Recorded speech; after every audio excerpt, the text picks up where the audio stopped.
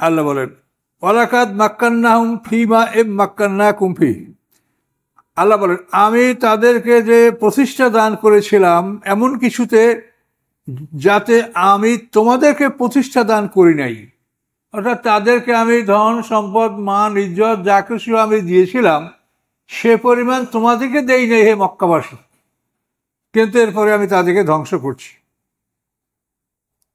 ও জাআলনালাম সামা ও আবসারা আফেদা, এবং আমি সৃষ্টি করেছিলাম তাদের জন্য শ্রবণ শক্তি, দৃষ্টিশক্তি এবং হৃদয়। এই তিনটা, শ্রবণ শক্তি, দৃষ্টিশক্তি, হৃদয়, এই তিনটার উপরে প্রশ্ন করা হবে। এটা আল্লাহ বলেছেন ইন্না সামা ওয়াল বাসারা ওয়াল ফুয়াদা কুল্লুন উলাইকা কানা আনহু মাসউলা। তোমার শ্রবণ শক্তি, তোমার দৃষ্টিশক্তি, তোমার হৃদয়, এটাকে কুল্লুন মানে প্রত্যেকটাকেই আল্লাহ জিজ্ঞাসা করবে। এখন আপনি দেখেন এই তিনটা জিনিস একসঙ্গে কাজ করে।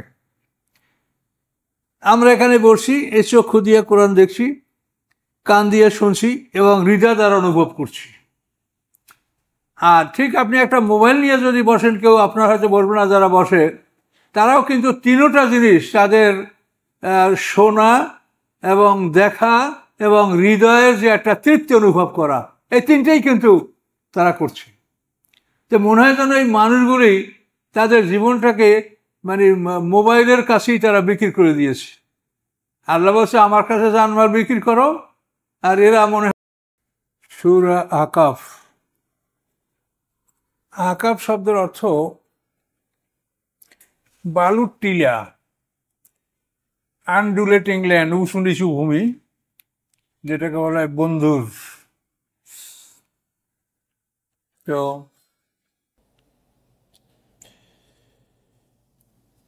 তো এই আহকাফে আদ জাতি বসবাস করত।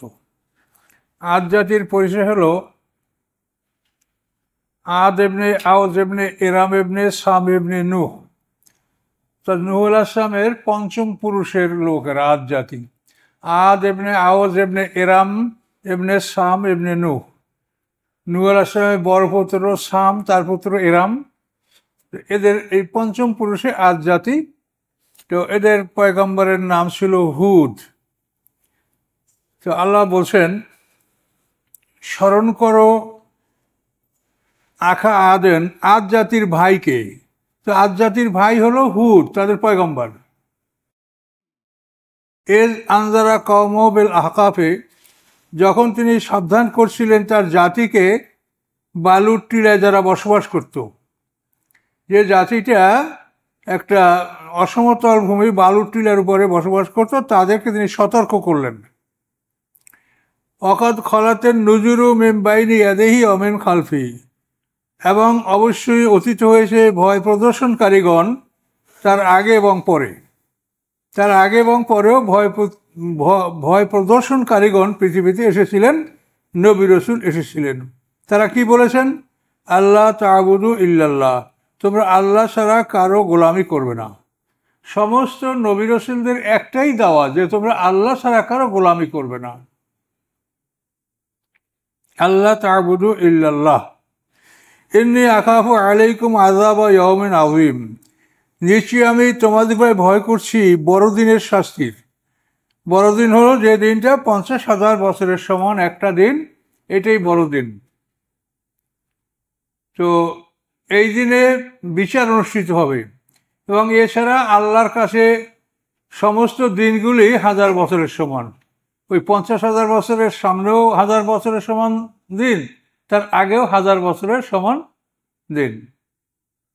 তো এই জন্য যেখানে আজকে আমরা জুমাতেও একটা আলোচনা করেছি, বিষয়টা একটু জটিল। তো যেখানে বলা হয়েছে যে 1000 বছরের সমান একদিনে আল্লাহর কাছে তাদের আমলগুলি উপস্থাপন করা হবে, তো এর অর্থ হলো দৈনন্দিন আমল ওই 1000 বছরের দিনে উপস্থাপিত করা হবে। দৈনন্দিন আমল যেটা আমাদের এখন আমরা করছি, এটা ফজরের টাইমে এটা এলাকা চলে যাবে। সারাদিন আমরা যেটা করি আসরের পর চলে যাবে। এইটা কিন্তু 1000 বছরের সমান দিনে আল্লাহর কাছে পৌঁছে। আর 50,000 বছরের দিনে যেটা পৌঁছবে সেটা হলো কিয়ামত, বিচারের দিন। ওটা একটাই দিন। এই দিনটাকে ইয়াউমুন আজিম বলা হয়েছে, বড় দিন। কলু, তখন তার জাতি বলল, যে এটা নালে তা আফেকানা আনা আলেহাতে না, তুমি কি এসেছো আমাদের কাছে যে আমাদেরকে তুমি ফিরাবে আমাদের ইলাহাদের থেকে, আমাদের ইলাহ এদের থেকে আমাদেরকে ফিরাতে এসেছো তোমরা। অতএব ফাতেনা বিমা তাইদুনা ইন কুনতুম মিনাস সাদিকিন, তুমি নিয়ে আসো আমাদের কাছে ওই সব কিছু যার তুমি আমাদেরকে ভয় দেখাচ্ছ, শাস্তির ভয় দেখাচ্ছ। ইন কুনতুম মিনাস সাদিকিন, যদি তুমি সত্যবাদীদের অন্তর্ভুক্ত হয়ে থাকো। এভাবে পয়গম্বরকে তার জাতি বলল।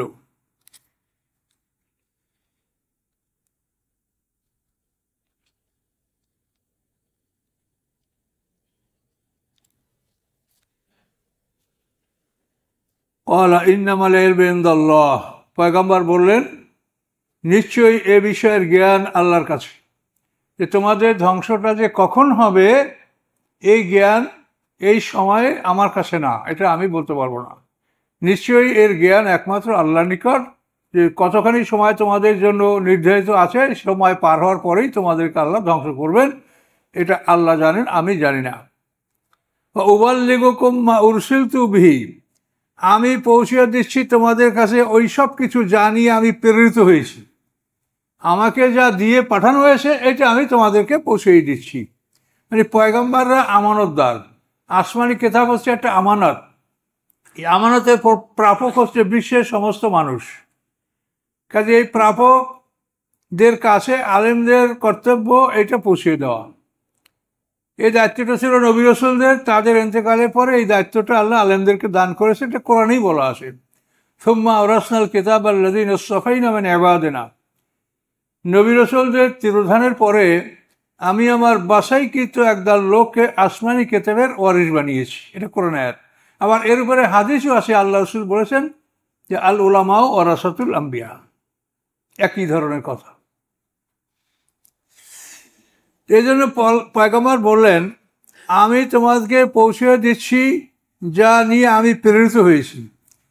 ওয়ালাকিন্নী আরাকুম কওমান তাজহালুন, বরং আমি তোমাদেরকে দেখতে পাচ্ছি যে তোমরা একটা নির্বোধ জাতি, তোমাদের জ্ঞান নাই। এরপরে তাদের শাস্তি, যে শাস্তি তারা কামনা করছে, দাবি করছে, ফালাম্মা রাহু আরেদাম মুস্তাকবিলা আউদিয়াতিহিম, অতঃপর যখন তারা দেখলো উহাকে মানে তাদের শাস্তি, এই শাস্তিকে দেখলো আরেজান, একটা মেঘ, মুস্তাকবিলা আউদিয়াতিহিম, যে মেঘটা তাদের জনপদের দিকে অগ্রসর হচ্ছে, মেঘটা আস্তে আস্তে তাদের জনপদের দিকে অগ্রসর হচ্ছে। কলু হাজা আরেজু মুমতিরুনা, তখন বলল এ হচ্ছে মেঘ, এই মেঘ আমাদেরকে বৃষ্টি দান করবে, এটা তারা মেঘ দেখে ভাবলো। আল্লাহ বলেন বালহুয়া মাস্তাজালতুম, বরং এটা ছিল উহাই যা তোমরা দ্রুত কামনা করতেছিলে, এটা বৃষ্টির মেঘ না। রিহুন ফিহা আযাবুন আলিম, ওই মেঘের মধ্যে ছিল বাতাস, যার মধ্যে ছিল বেদনাদায়ক শাস্তি। কোরআনে রিহুন শব্দটা এক বচন, যেখানেই আসবে এটা শাস্তিমূলক বাতাস, আর যেখানে সুসংবাদের বাতাস সেখানে আসবে রিয়াহ, বহু বচন আসবে। এটা কোরআনের একটা মানে ধারা। তো আল্লাহ বলেন রিহুন একটি বাতাস, ফিহে আযাবুন আলিম, যার মধ্যে রয়েছে বেদনাদায়ক শাস্তি। তুদাম্মিরু কুল্লা শাইইন বিআমরি রাব্বিহা, ধ্বংস করে দিচ্ছে কুল্লা শাইইন, সব কিছু, বিআমরি রাব্বিহা, তার রবের আদেশে। ফাসবাহু, হয়ে গেল তারা, লা ইউরা ইল্লা মাসাকিনুহুম, যে তারা এমন হয়ে গেল যে তাদের বাড়িঘরগুলি ছাড়া আর কিছুই দেখতে পাওয়া গেল না। তাদের বাড়িঘর আছে কিন্তু তার মধ্যে কোনো জনমানব পশু কিছুই দেখতে পাওয়া গেল না। কাযালিকা নাজিল কওমাল মুজরিমিন, আল্লাহ বলেন এভাবেই আমি অপরাধীদেরকে শাস্তি দিয়ে থাকি। তো এইটা অন্য সূরায় স্পষ্ট আছে যে তাদের উপরে যে এই শাস্তিটা ছিল, এটা 7 দিন 8 রাত, একবার স্পষ্ট। সাবা লাইয়ালুমা সামানিয়াতে আইয়ামিন হুসুমা ফাতারাল কওমা ফিহা সারআ, অন্য সূরায় আসছে সেখানে যে তাদের উপরে যে শাস্তিটা আসছিল 7 রাত 8 দিন একাধারে তাদের উপরে ঝোড়ো হাওয়া প্রবাহিত হয়েছে। এই হাওয়ায় তাদেরকে একেবারে আকাশে তুলে ফেলেছে, সেখান থেকে তাদেরকে জমিনে ফালিয়েছে, আবার তুলেছে, আবার বালু ঝড় দিয়ে তাদেরকে চাপা দিয়েছে, আবার বালু হটিয়েছে। এইভাবে 7 রাত 8 দিন শাস্তি দিয়া দিয়া আশ্রয়ে আশ্রয়ে তাদেরকে মারছে। মানে খুব সহজে তাদেরকে আল্লাহ মারেননি, আশ্রয়ে আছে 7 দিন 8 রাত এভাবে আশ্রয়তে থাকছে। শেষ পর্যন্ত তারা যখন সমুদ্রে ধ্বংস হয়েছে, তখন আল্লাহ একটা বাতাসের মাধ্যমে তাদেরকে সব সমুদ্রে নিক্ষেপ করে দিয়েছে। এভাবে এই জাতিটা ধ্বংস হয়েছে। আর এটা তো সমুদ্রের পারে। এই আদ জাতিটা হলো এডেন। এডেন শব্দটা হলো আদম থেকে, আদন। আদন মানে চিরস্থায়ী। তো এই সাদ্দাদের বাড়ি হলো ওইখানে। এই আদ জাতিরই সর্দার ছিল সাদ্দাদ। তো এই সাদ্দাদের বাড়ি ওখানে, ওই সাদ্দাদ যে বাড়ি করেছিল এই বাড়ির নাম রাখছিল জান্নাতে আদন। এই আদন থেকে ওই দেশের নাম এডেন এবং উপসাগরের নাম এডেন উপসাগর। ওখানেই এদের এই জায়গাটা ছিল, ইয়ামান থেকে পূর্ব দিক।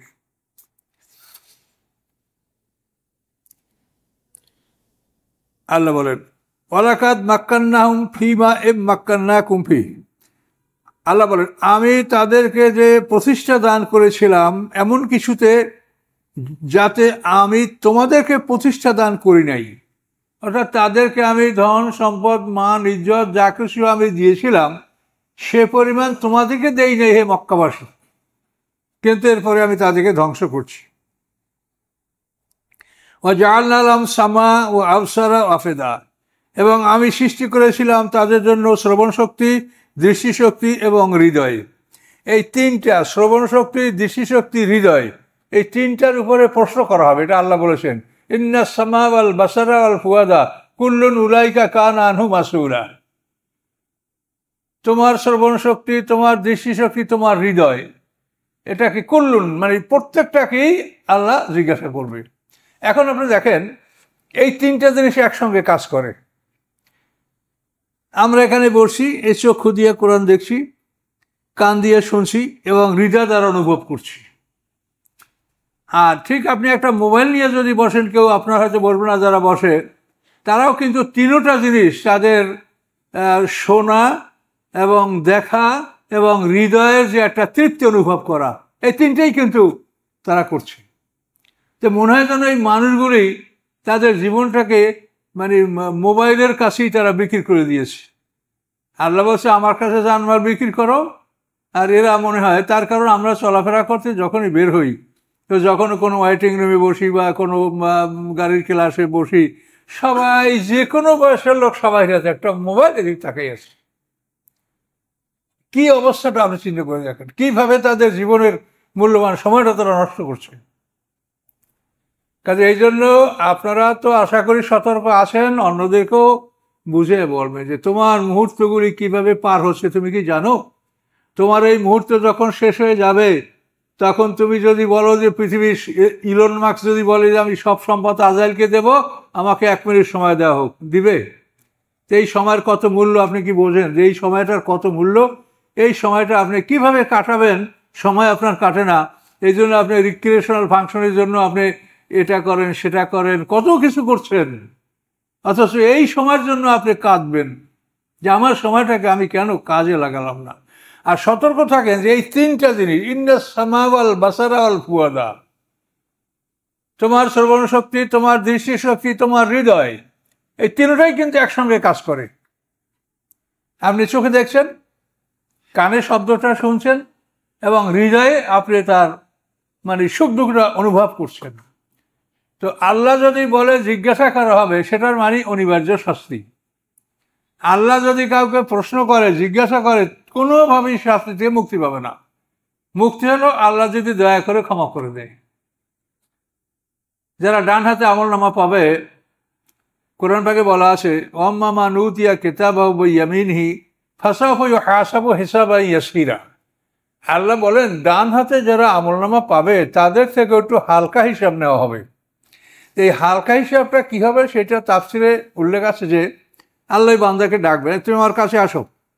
তো বান্দা আল্লাহর এত কাছে চলে যাবে যে আল্লাহর বাহুর নিচে বান্দার মাথাটা চলে যাবে। তখন আল্লাহ বলবেন, বান্দা তুমি অমুক অমুক দিন অপরাধগুলি করো নাই? আল্লাহর সামনে মিথ্যা বলার তো কোনো ক্ষমতা, হ্যাঁ আমি করি। তখন বান্দা নিরাশ হয়ে যাবে যে আমাকে বোধহয় জাহান্নামে দেওয়া হবে, আমার অপরাধ সম্পর্কে জিজ্ঞাসা করছে। তো এই জিজ্ঞাসা মানে আসলে জিজ্ঞাসা না, এটা হলো তার খবর নেওয়া, একটা খবর নিলেন আল্লাহ তার থেকে। তো বান্দা বলবে, আল্লাহ আমি এগুলো করেছি। তখন আল্লাহ বলবেন যে এগুলো আমি দুনিয়াতে তোমার এই পাপগুলি আমি লুকিয়ে রেখেছিলাম, প্রকাশ করি নাই, আর এখন আমি তোমাকে ক্ষমা করে দিলাম, তুমি বিনা হিসেবে জান্নাতে যাও। তো এই জন্য আমাদের এই সময়টা, জীবনের এইটা যাতে আমাদের খারাপভাবে আমাদের সময়টা নষ্ট হয়ে না যায়, এটা অত্যন্ত মূল্যবান। এর চাইতে মূল্যবান পৃথিবীতে কিছুই নাই। আপনার মূল সময়, এই সময়টাকে আপনি মূল্য দেন, এটা কাজে লাগান, আল্লাহকে স্মরণ করেন, সুবহানাল্লাহ, আলহামদুলিল্লাহ, লা ইলাহা ইল্লাল্লাহ, আল্লাহু আকবার, ছোট্ট ছোট্ট সূরা পড়তে থাকেন, সূরা ইখলাস। আপনি চলাফেরার মধ্যে এগুলো বিনা উযুতে আপনি পড়তে পারেন, চলাফেরায় পড়তে পারেন। এগুলি যতই পড়বেন ফেরেশতা কাঁধে বসে লিখতে থাকবে, আপনার আমলনামায় এটা জমা হবে, এগুলো নেক আমল আপনার লাভ হবে। সময়টা আপনি কোনোভাবেই নষ্ট করবেন না। যখন ভুলে যান তখন আউযুবিল্লাহ পড়বেন, তখন আউযুবিল্লাহ পড়লে শয়তান দূর হবে, আবার আপনি আল্লাহর স্মরণে আপনি আত্মনিয়োগ করতে পারবেন। আল্লাহ বলেন, আমি তাদেরকে শ্রবণ শক্তি, দৃষ্টিশক্তি, হৃদয় দান করেছিলাম, কিন্তু ফামা আগনা আনহুম সামারহুম ওলা আবসারহুম ওলা আফিদাতুহুম মিন শাইইন। আল্লাহ বলেন, আমি এগুলি তাদেরকে দান করেছিলাম, কিন্তু এগুলি তাদের কোনো উপকারে আসে নাই। কেন আসে নাই? যে তারা আমার আয়াতগুলিকে অস্বীকার করেছে। এই অস্বীকার করার কারণে তাদের এই অর্গানগুলি, অর্থাৎ তার দৃষ্টিশক্তি, শ্রবণ শক্তি, হৃদয় কোনো কাজে আসে নাই, যেহেতু তারা আমার আয়াতগুলিকে অস্বীকার করেছে। ও হাকাবি মাকান ও সাহাজুন, এবং ওই সব জিনিসগুলি তাদেরকে পরিবেষ্টিত করেছে যেগুলি নিয়ে তারা উপহাস করত। হ্যাঁ, মোহাম্মদ সাল্লাম কি বলে, জাহান্নাম আগুন, আগুনের মধ্যে নাকি আবার গাছ হবে। আগুনে গাছ হয় কেমন করে? আগুনের মধ্যে নাকি আবার সাপ বিচ্ছু থাকবে, কেমন করে থাকে? এগুলো কি কথা? হ্যাঁ, জাক্কুম হলো শরবত, আসো আমরা শরবত খাই। কত ঠাট্টা! আবু জাহেল যখন শুনছে জাহান্নামের ফেরেশতা 19 জন, তখন সঙ্গী সাথীদেরকে ডাইকা বলে, এই বেটারা মর। বলে কেন? এই শোনো না মোহাম্মদ কি বলছে সাল্লাল্লাহু আলাইহি ওয়াসাল্লাম, দোজখের ফেরেশতা 19 জন। তোরা এতগুলো মানুষ সবাই মিলে 19 জন ফেরেশতা ধরিয়ে বাঁধিয়ে ফেলবি, তারপর এই ফেরেশতা বাঁধিয়ে আটকাইয়া আমরা তো সব কিছুর মালিক হয়ে যাব, এই মোহাম্মদ অনুসারীদেরকে সব দোজখে ঢুকাই দেবো, আমরা ভেসতে চলে যাব। কি কত সোজা কথা বলতে পারে! এই আবু জাহেলের বুদ্ধি, আর বোকা মানুষ তাকে অনুসরণ করেছে। আর আমরা কোরআনের ব্যাখ্যায় যে বিবরণগুলো পাচ্ছি, যে আরশ বহনকারী 8 জন ফেরেশতা যারা হাশরের ময়দানে আল্লাহকে নিয়ে আসবেন বিচারের মাঠে, এটা কোরআনে ডাইরেক্ট বলা আছে, ওয়াহমিলু আরশা রাব্বিকা ফাওকাহুম ইয়াওমাইযিন সামানিয়া। সামানি মানে 8 জন ফেরেশতা আল্লাহর আরশ বহন করে নিয়ে আসবে। তাদের সম্পর্কে তাফসীরে বলা আছে, তাদের এক একজন ফেরেশতা এই পৃথিবীর 2টা পৃথিবীর সমান। এই 8 জন ফেরেশতার জন্য এই পৃথিবীতে 16টা পৃথিবী যায় শুধু তাদের 8 জনের জন্য। তাহলে আল্লাহ তাআলা এই পৃথিবী পাল্টাইয়ে কত বড় জগৎ সৃষ্টি করবেন সেটা তিনিই জানেন। যে আদম আলাইহিস সালাম হতে কিয়ামত পর্যন্ত সব মানুষ এক জায়গায় একত্রিত থাকবে, তাও জিন জাতি সেখানে থাকবে, এবং এর পূর্বের আদমরা তারাও যদি এই ধ্বংসের সাথে তারাও থাকবে। এটা বিরাট ব্যাপার। এগুলি চিন্তা করলে আপনি অস্থির হবেন, আর এগুলি চিন্তা যদি আপনি করেন তা আপনার অন্তরটা লাইনে থাকবে। যে হাশরের ময়দানে মানুষ, জিন জাতি, আমাদের আদমে আরো আদম সৃষ্টি, তারা এরা কি সবই কি আমরা একত্রিত হব? কি হবে, কি অবস্থাটা হবে তখন? এই জন্য আল্লাহ বলেন যে জানিয়ে তারা ঠাট্টা করতো, ওই জিনিসই তাদেরকে ঘিরবে, পাকড়াও করবে। ওয়ালাকাদ আহলাকনা মা হাওলাকুম মিনাল কুরা, আল্লাহ বলেন নিশ্চয়ই আমি ধ্বংস করেছি তোমাদের আশপাশে যে জনপদগুলি ছিল, এগুলি আমি ধ্বংস করেছি। মক্কার আশপাশের জনপদ, আদ জাতি, সামুদ জাতি, এই আদ জাতি এদিকে, সামুদ জাতি এদিকে, তারপরে আসাবে আইকা, সেটা তো মাদায়েনে, তারপরে কওমে তুকবা, এগুলি মক্কার কিন্তু চারপাশে এই ধ্বংসস্তূপগুলি। এই জন্য আল্লাহ বলেন আমি ধ্বংস করেছি তোমাদের চারপাশের জনপদগুলি। ও সররাফনাল আয়াতে, আমি এবং বর্ণনা করেছি আমার আয়াতগুলি, লাআল্লাহুম ইয়ারজিউন, যাতে তারা আল্লাহর পথে ফিরে আসে। কিন্তু শোনেই না, ফিরবে কেমন করে? আল্লাহ বলেন, ফালাউলা নাসারহুমুল্লাযীনা ইত্তাখাযু মিন দুনিল্লাহি কুরবানা আলাহা, তাদের যখন ধ্বংস আসছে তখন তাদের নিকটে নিয়ে যাওয়ার জন্য ইলাহ তারা নির্বাচন করেছিল, এই ইলাহগণ তাদের সাহায্য কেন করলো না? কোরবানান আলেহা হলো, ওরা বলে যে না, আল্লাহ তো এক, আল্লাহ একজন, এটা আমরা মানি এক আল্লাহ, তাহলে এগুলি তোমরা কেন এই লাত মানাত হবল এগুলো কেন পূজা করছো? এটা কোরবানান আলেহা, যে এরা আমাদের আল্লাহর কাছে নিয়ে যাবে, এরা আমাদের সুপারিশ করবে। আমরা এদেরকে মনে করি না যে এরাই সব কিছু, কিন্তু আল্লাহকে মানি, কিন্তু এরা হচ্ছে কোরবানান আলেহা, মানে আল্লাহর কাছে নিয়ে যাবে, এরা মাধ্যম। একজন রাজার কাছে সরাসরি যাওয়া যায় না, এরকম আল্লাহর কাছে সরাসরি যাওয়া যাবে না। কি ঠিক? আল্লাহ বলেন, আমি তোমার কণ্ঠনালীর চেয়েতেও নিকট অবস্থান করছি, তুমি যেখানে থাকো আমি সেখানে আছি, তোমরা তিনজন থাকলে আমি সেখানে চতুর্থ। আল্লাহর সাথে কথা বলতে আপনার তো কোনো মাধ্যমের প্রয়োজন না, আল্লাহ সবচাইতে কাছে আপনার। নাহনু আকরাবু ইলাইহি মিন হাবলিল ওয়ারিদ, এই হাবলিল ওয়ারিদ ধরে এই যে এই দুইটা বড় ভিন, দুইটা রক লাইফ আর্টারি, এই দুইটা রক, আল্লাহ বলে এর চেয়ে আমি কাছে থাকি। তা আল্লাহর কাছে কথা বলতে আপনার পিসাব লাগবে না, অলি আল্লাহ লাগবে না, মাওলানা সাহেব লাগবে, কি লাগবে বলেন? আপনি আপনার কথা সরাসরি আল্লাহকে বলেন। বরং আল্লাহর কাছে কথা বলতে যদি আপনি মাধ্যম নেন, সেটা আল্লাহ খারাপ মনে করবে আপনাকে, যে আমি তোমার কাছে, তুমি আমার চাইতে, আল্লাহর চাইতে কেউ কাছে আছে? তাই আপনি কাকে আপনি মাধ্যম নেবেন? কোরবানান আলেহা, কোন ইলাহ আপনাকে আল্লাহর কাছে নিয়ে যাবে? তো এই বিপদ যখন আসছে তখন আল্লাহ বলেন যে তাদের এই কোরবানান আলেহা, যে ইলাহগণ তাদেরকে আল্লাহর কাছে নিয়ে যাবে বলে তারা ধারণা করত, এরা তাদেরকে সাহায্য করলো না কেন? সাহায্য করার ক্ষমতা আছে? বাল দল্লু আনহুম, বরং তারা হারিয়ে যাবে, তাদের থেকে হারিয়ে গেছে, কাউকে তারা দেখতে পাবে না। ওয়াযালিকা ইফকুহুম, এবং এইসব কথা হলো তাদের মিথ্যা কথা। ওমা কানু ইফতারুন, এবং তারা মিথ্যা রচনা করত। আল্লাহর কাছে নিয়ে যাওয়ার কোনো কোরবানান আলেহা নাই।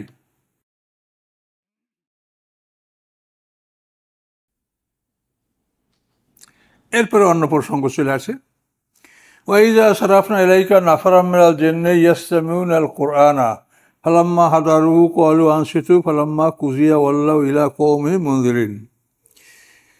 যখন আমি পাঠিয়ে দিয়েছিলাম আপনার কাছে একদল জিন, ইয়াসতামিউনা আল কুরআনা, যারা মনোযোগ সহকারে কোরআন শুনতেছিল, ফালাম্মা হাদারুহু, যখন তারা মুহাম্মদ সাল্লাল্লাহু আলাইহি ওয়াসাল্লামের কাছে উপস্থিত হলো, কোরআনের কাছে উপস্থিত হলো, ক্বালু, তারা বলল, আনসিতু, একে অপরকে বলে চুপ করো, ফালাম্মা কুযিয়া, যখন কোরআন পাঠ শেষ হলো, ওয়াল্লাউ ইলা কওমিহিম মুনযিরিন, তখন তারা চলে গেল জাতির কাছে ভয় প্রদর্শনকারী হিসেবে।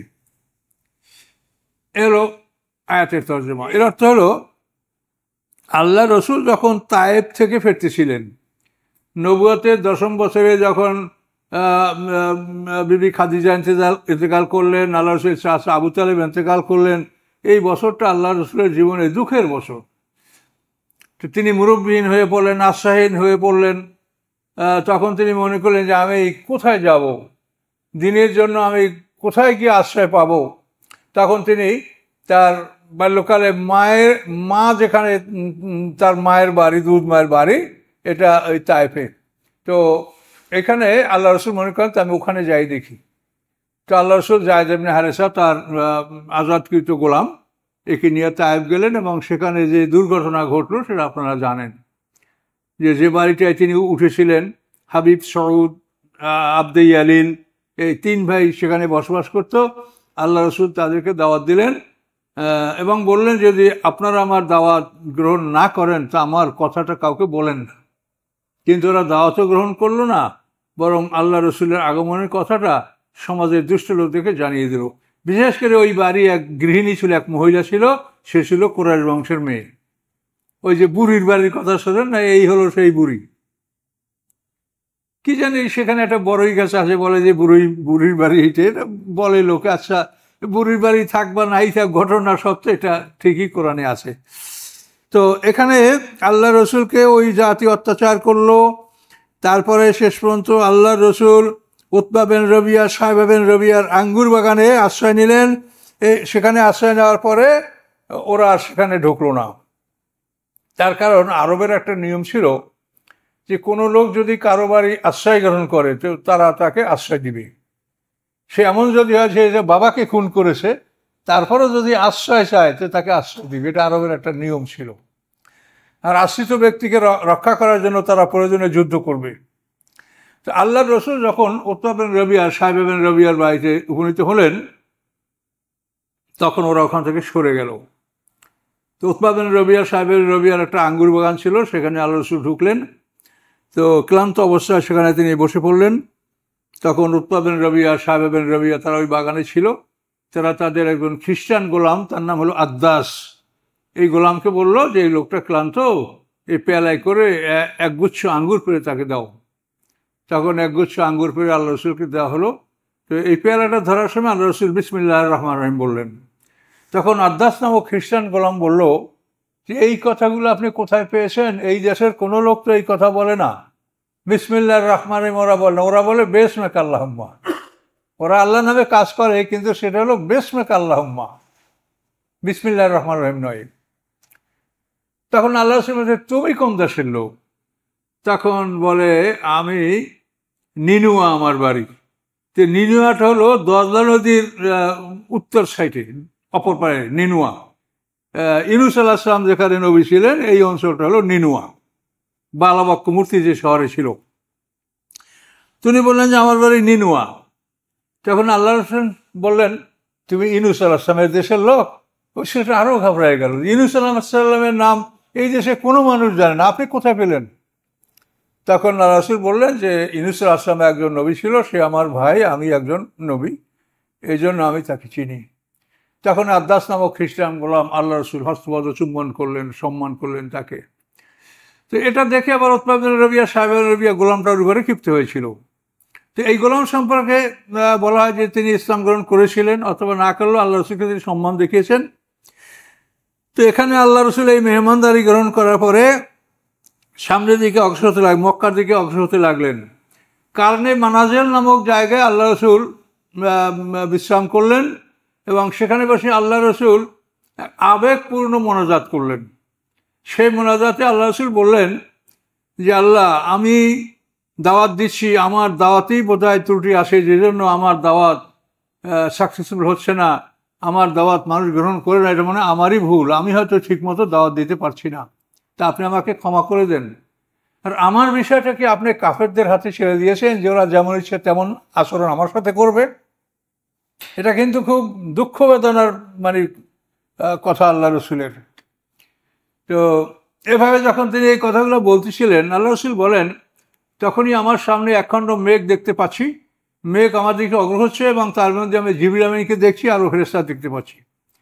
এই মেঘের মধ্যে থেকে জিবরিল আমিন এসে আমার সামনে বললেন যে এই দেখেন আমার সাথে পাহাড় পরিচালনাকারী ফেরেশতা, আপনি যদি বলেন তা আল্লাহর হুকুমে এই ফেরেশতারা তায়েফবাসীকে তায়েফের দুই প্রান্তে আকসাবাইন পাহাড়, এই আকসাবাইন পাহাড় তুলে পাহাড়ের দ্বারা পাহাড়ের মধ্যে চাপা দিয়ে দেখে মেরে ফেলবে, আপনি যদি বলেন আপনার জন্য আল্লাহ আমাদেরকে পাঠিয়েছেন। তখন আল্লাহ রসুল বলেন যে আল্লাহর এই ব্যবহারে আমি অত্যন্ত সন্তুষ্ট, যে আল্লাহ আমার সমস্ত অবস্থা পর্যবেক্ষণ করছেন, আমার অবস্থা তিনি দেখছেন, এ ব্যাপারে আমি আল্লাহর উপরে সন্তুষ্ট। আমি চাই না যে এরা ধ্বংস হোক, আমি মনে করি এরা যদি ঈমান না আনে এদের ভবিষ্যৎ বংশধররা ঈমান আনতে পারে, কাজে আমি এদেরকে ধ্বংস করার আদেশ দিব না, আপনারা আসছেন, আমি খুশি, আপনারা চলে যান। এভাবে আল্লাহ রসুল তাদেরকে বিদায় দিলেন। এদিকে আবার অন্য একটা বিষয় ছিল, সেটা হলো এই যে আল্লাহ রসুলের জন্মের রাত্রি লৌহে মাহফুজ থেকে প্রথম আকাশে কোরআন নাজেল করা হয়েছে। এই কোরআন প্রথম আকাশে নাজেল করার পরে প্রথম আকাশে জিনদের যাতায়াত আল্লাহ বন্ধ করে দিয়েছে। এটা সূরা জিনের মধ্যে আপনারা পাবেন। ওই জিনেরা বলছে যে আমরা আকাশের বিভিন্ন আসনে বসে বসে আল্লাহ এবং ফেরেশতাদের কথা চুরি করে শুনতাম, এখন যদি যাই ফামাইয়াস্তামে লানা ইয়াজেদ লাহু শেহাব আর রাসাদা, এখন গেলে প্রজ্বলিত অগ্নিশিখা আমাদেরকে মারে, তারকার সাথে ক্ষেপণাস্ত্র স্থাপন করা, চতুর্দিক থেকে ছুটে ওদেরকে শয়তানকে মারে।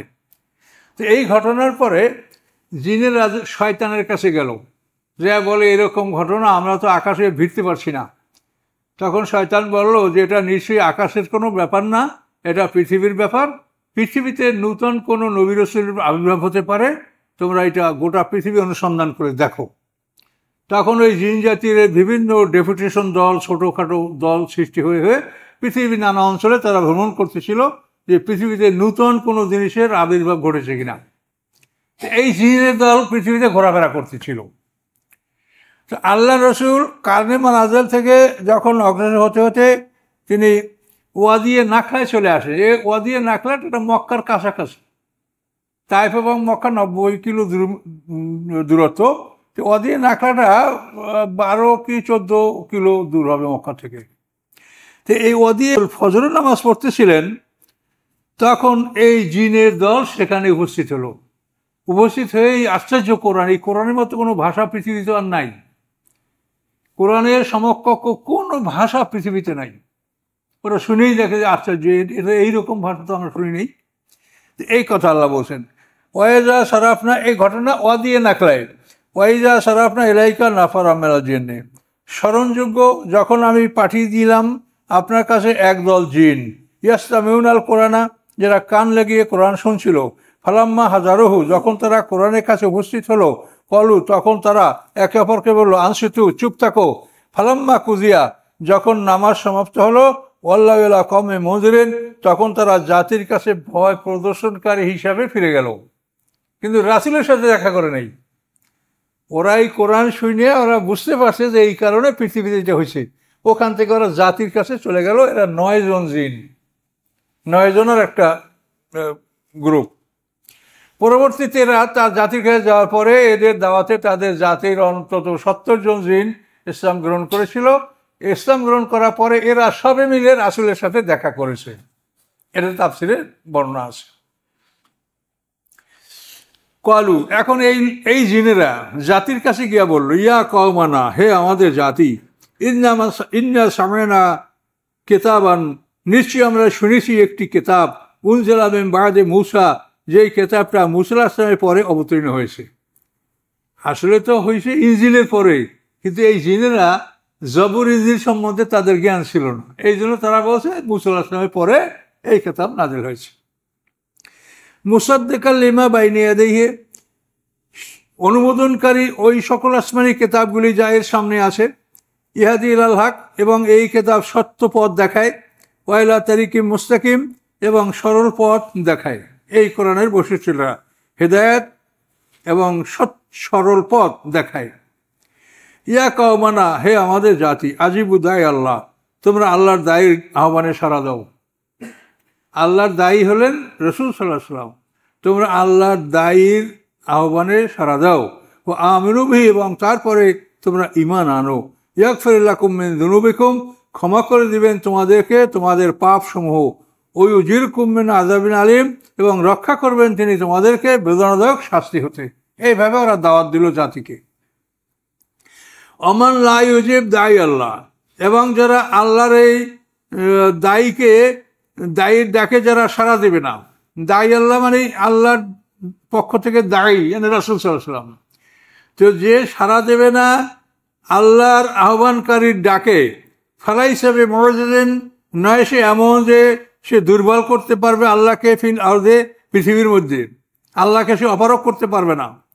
ওয়ালাইসা লাহু মিন দুনিহি আউলিয়া, এবং নাই তার জন্য আল্লাহর মোকাবেলায় কোনো রক্ষাকারী বন্ধু। উলাইকা ফি দালালিম মুবিন, এবং এরা স্পষ্ট ভুল পথে অবস্থান করছে। এভাবে তারা দাওয়াতগুলো দিল।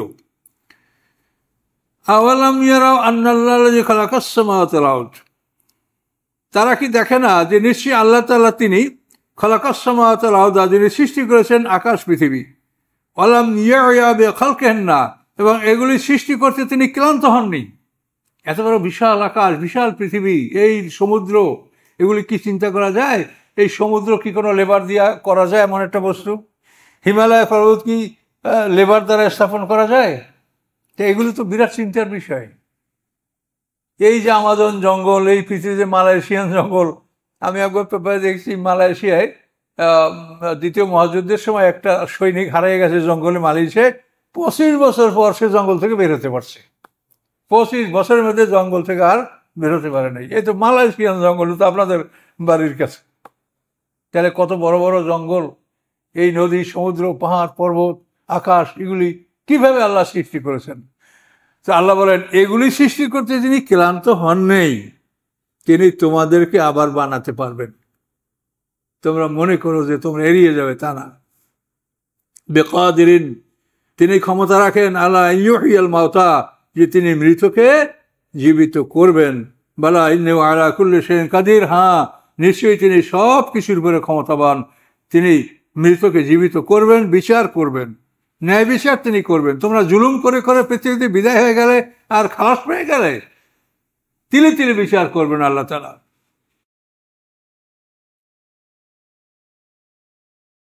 ইয়াউমা ইউরাদুল্লাযিনা কাফারু আলান নার, যেদিন কাফেরদেরকে আগুনের সামনে দাঁড় করানো হবে, ঢুকানোর আগে আগুনের সামনে তাদেরকে একত্রিত করা হবে, করে জিজ্ঞাসা করা হবে, আলাইসা হাযা বিল হক, ইহা কি সত্য নয়? এই যে আগুন দুনিয়াতে তোমরা অস্বীকার করছো, একটু তাকাও দেখো, ইহা কি সত্য নয়? আলাইসা হাযা বিল হক, কালু বালা, তখন বলবে হ্যাঁ সত্য। ও রব্বেনা, আমাদের আল্লাহর কসম, রবের কসম, সত্য। তাহলে সত্য তুমি দুনিয়াতে মানো নাই, এখন তুমি সত্য মানলে কি লাভ হবে? মৃত্যুর ফেরেশতা হাজির হওয়ার পর থেকে সামনে আর কোনো আমলে আপনার কোনো সওয়াব হবে না, কোনো আমল গৃহীত হবে না, ঈমানও না, নেকামলও না, পরিষ্কার কোরআনে বলা। অতএব কলা ফাজুকুল আযাবা বিমা কুনতুম তাকফুরুন, তোমরা শাস্তির স্বাদ গ্রহণ করো এজন্য যে তোমরা এই সত্যকে অস্বীকার করতেছিলে। আল্লাহ বলেন, ফাসবের, হে রাসূল আপনি ধৈর্য ধারণ করুন, কামা সবারা উলুল আজমি মিনার রাসূল, যেমন ধৈর্য ধারণ করেছেন উলুল আজমি মিনার রাসূল, রাসূলদের মধ্যে যারা অত্যন্ত শক্তিশালী হৃদয় বিশিষ্ট। উলুল আজম, শক্তিশালী হৃদয়ের অধিকারী যে রাসূলগণ, আপনি তাদের মতো আপনিও ধৈর্য ধারণ করুন। ওয়ালা তাস্তা'জিল লাহুম, এবং তাদের জন্য আপনি শাস্তি দ্রুত কামনা করেন না। শাস্তি যখন সময় নির্ধারিত আছে তখনই আসবে, কিন্তু আপনি দ্রুত শাস্তি কামনা করেন না তাদের জন্য। কান্নাহুম, মনে হবে জানো, ইয়াউমা ইয়ারাউনা, যেদিন তারা দেখবে পরকালকে, বিচারকে, হাসরের ময়দানকে, তখন তারা মনে করবে কি, মা ইউআদুন, যা তাদেরকে প্রতিশ্রুতি দেওয়া হয়েছে, এটা যখন তারা দেখতে পাবে তখন তারা বলবে লাম ইয়ালবাসু ইল্লা সাআতাম মিনান নাহার, তারা দিনের এক প্রহরের বেশি পৃথিবীতে অবস্থান করে নাই। পৃথিবীতে এবং বরজাকে দুইটা মিলিয়ে, পৃথিবীতে এখন আর বরজাক মরার পরে, এই দুইটা মিলিয়ে তারা বলবে যে লাম ইয়ালবাসু ইল্লা সাআতাম মিনান নাহার, দিনের এক প্রহরের বেশি তারা পৃথিবীতে অবস্থান করে নাই। আল্লাহ বলেন, বালাগ, এটা প্রচার, এই আল্লাহর কথা, এটা হচ্ছে প্রচার। ফাহাল ইউলুকু ইল্লাল কওমুল মুফসিদ ফাসিকুন, ফাসেক ছাড়া কি অন্য কেউ ধ্বংস হবে? হবে না, ফাসেকরাই ধ্বংস হবে। এই কোরআনকে আল্লাহ তাআলা ঘোষণা করেন বালাগ, এটা প্রচার, এই কথাগুলি আপনি প্রচার করেন। কিন্তু আমরা কি করছি সেটা আপনি দেখছেন সমাজের অবস্থা। সমাজের অবস্থা এখন এই পর্যায়ে পৌঁছেছে যে কোরআন শুনলে মনে হয় তার শরীরে আগুন ধরে যায়, কোন রকম কোরআন সহ্যই করতে পারছে না। কাজেই এজন্য পরিতাপ করে কিছু লাভ নাই। তারপরও পরিতাপ আসে যে আল্লাহ, এটা কি অবস্থাটা হলো, আজকের সমাজের মানুষ কোরআনকে গ্রহণ করতে চায় না। অত্যন্ত হতভাগা তারা, অত্যন্ত দুর্ভাগ্যবান তারা। তো সূরাটা আমাদের সমাপ্ত হলো।